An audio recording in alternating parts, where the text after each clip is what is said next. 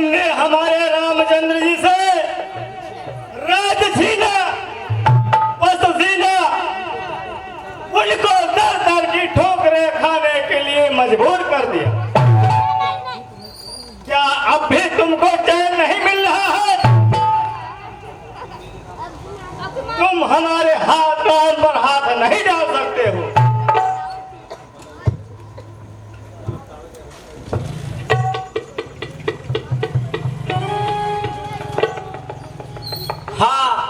हाँ, निषाद राज, जो आंखें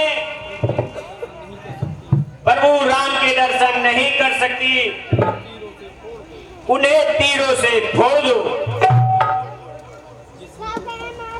जिस हृदय में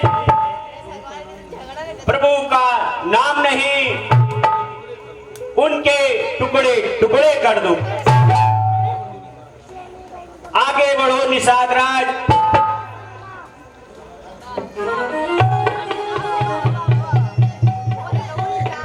तो क्या आप प्रभु राम को वापस लेने आए हैं? हाँ निषाद राज, मैं प्रभु श्री रामचंद्र जी को वापस लेने आया हूँ। क्षमा करिए राजकुमार, मैंने आपको पहचानने में बहुत बड़ी भूल की।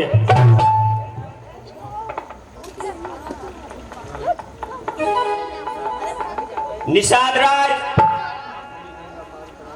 आप हमें गंगा पार कराकर प्रभु श्री रामचंद्र के पास शीघ्र ले चलिए। जैसी आज्ञा प्रभु, आइए।